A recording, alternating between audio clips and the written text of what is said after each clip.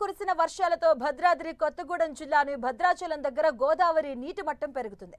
ప్రస్తుతం 40.7 అడుగుల దగ్గర నీటి మట్టం ప్రవహిస్తుంది. ఇక 43 అడుగులకు చేరితే అధికారులు మొదటి ప్రమాద హెచ్చరిక జారీ చేయనున్నారు. ఇక గోదావరికి వరద ఉధృతి భారీగా పెరుగుతూ ఉండడంతో అధికారులు అప్రమత్తమవుతున్నారు.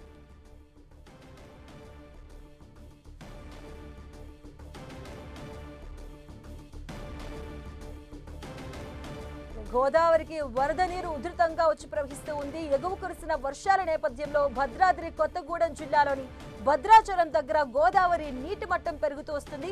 ఇక ప్రస్తుతానికి 40.7 అడుగుల దగ్గర నీటి మట్టం కొనసాగుతుంది. ఇక 43 అడుగులకు చేరితే అధికారులు మొదటి ప్రమాద హెచ్చరికను జారీ చేయబోతున్నారు.